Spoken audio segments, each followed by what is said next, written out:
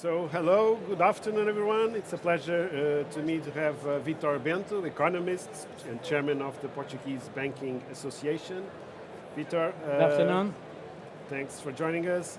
What are the key shifts and transformations you're observing in financial services in Europe, namely in payments? Well, the changes in technology and therefore in the activity are moving very, very fast. And I'm afraid that Europe is not being able to keep the pace with what is happening in other continents, namely in America and in Asia, in particular in China. And I think this is one of the big challenges that Europe has to overcome. Mm-hmm. We've seen technologies like AI, blockchain, open banking, and cybersecurity rising and having a big importance in the sector. How do you see these technologies shaping the financial services? Well, technologies in general, they are enablers of business. What counts in the end is business. But of course, the business can be more or less successful, depends how it can adapt to the new technologies and can incorporate the technologies in their providing of that service. So the main challenge that the banks have is to be able to adapt those technologies, to incorporate them in their business models, which can differ from institution to institution. Not all the institutions will have to adapt the technology in the same way. The way of adaptation of the technology can be an element of competition. So that's the challenge for them. But returning to the first question, the main problem again is that the technology, so the enablers, are coming from somewhere else. So we in Europe are not being the owners of the technology, and that exposes the Europe as a whole, the institutions by themselves, but the continent as a whole, to the control, to those that control those platforms that control the way the technologies work. So Europe should develop their own platforms? Yes, I think that, Europe is lacking their own ownership of technological platforms. Europe is adopting the platforms that come from somewhere else, and that is a challenge for Europe. For the institutions per se, it's not very relevant, because as long as the technologies work, they can be adapted, they can be incorporated, and of course, depending on the ability to incorporate them. But for Europe as a continent, as a political entity, because we have also to assume that Europe is a political entity, it's a big challenge. Mm-hmm. What are the key factors, in your opinion, of the MBWay, which is the first mobile payment solutions in the Eurozone, and today is also the most complete with more than 12 functionalities? Well, the MBWay, I think, I'm partial on this, I must say, because I was CEO and later chairman of SIBS when this was initiated, so I'm partial on that. But if you forgive me for that, sure. I think that MBWay was a very smart response to the needs of the market and could adapt. It was developed in a way to which the customers could very easily adapt. And we have to bear in mind that 95% of the payments, retail payments, are done domestically. So the main challenge that the solution had to address is to make domestic payments, and that it worked almost in the perfection.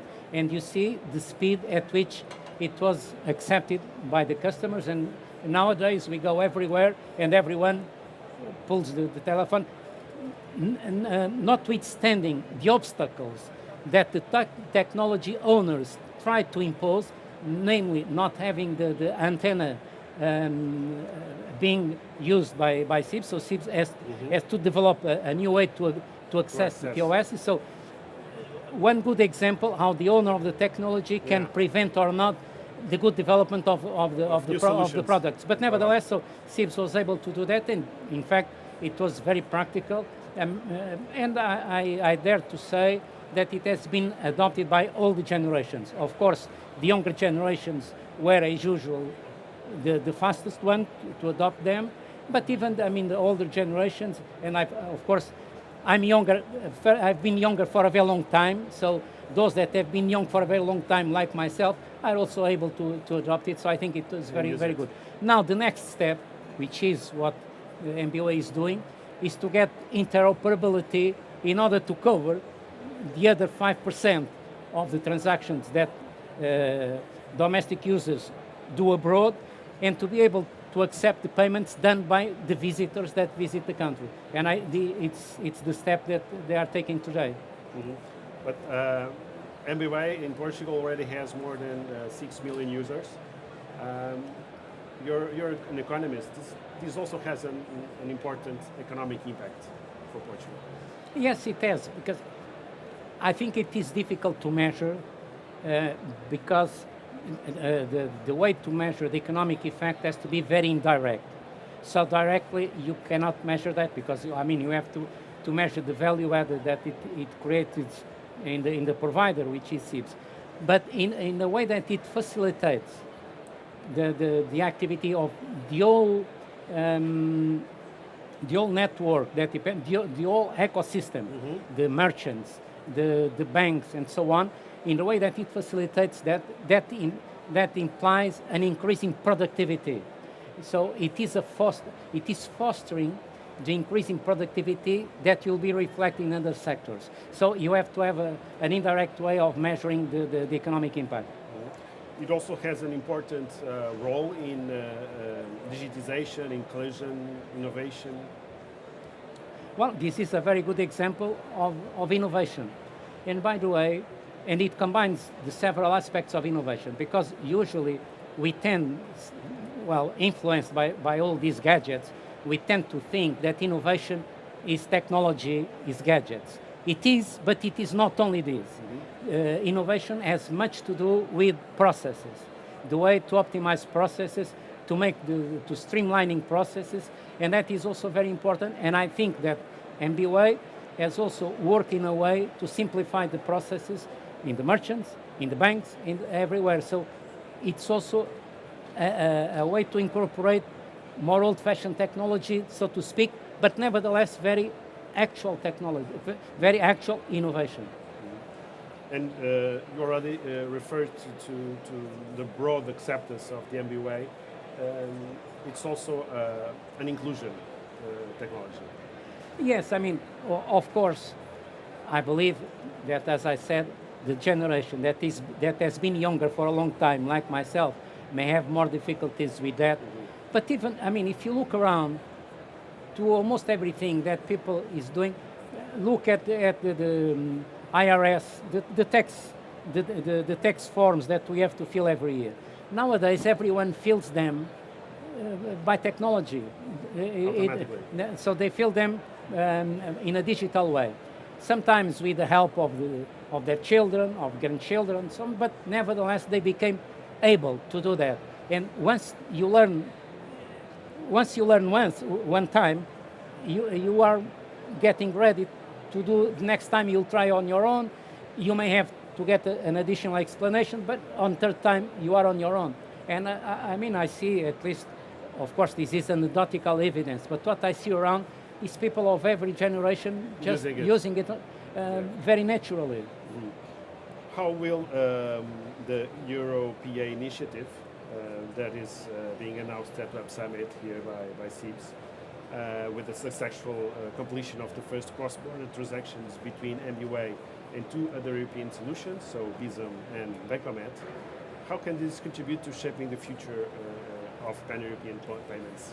I think it's the right way, and I've been an advisor of that for a very long time. At some point I was the chairman of the European Card Payments Association, and I've always been a promoter and advisor of this kind of way. Because contrary to the mythology, there is no unified market in Europe. Europe is made up for several segmented markets. Each one is ruled by their own rules, by their own culture, by their own participants. So we have... In spite of the single European payments yes, but the system.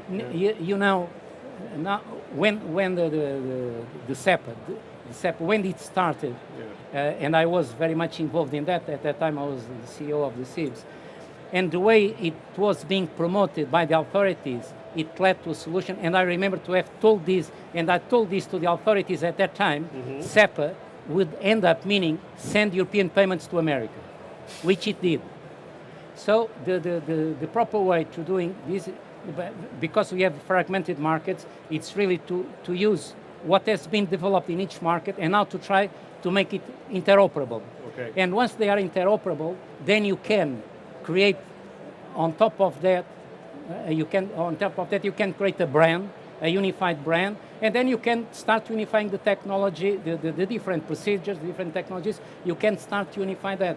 That should have been the way to be pursued long time ago. So I'm very glad that finally at least three members of this European family are agreeing on that. I think it's the right way to do. So and I congratulate SIBS to be one of the initiators of this initiative. Because that will help create that pan-European system that we don't have.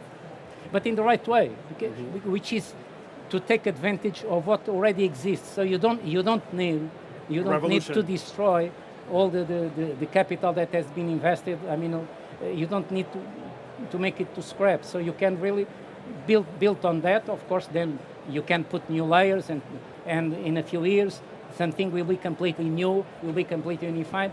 But this is the way to go into that direction. Well, when we talk about digitization and inclusion, we have also to talk about digital literacy. Digital? Literacy. So what is the role of the different players in the financial system to really increase inclusion, digital inclusion and financial literacy? Yes, that is a challenge, but that is a challenge for the society, because digital literacy is important nowadays for almost everything, because almost everything uses digital technology. So this is really a challenge.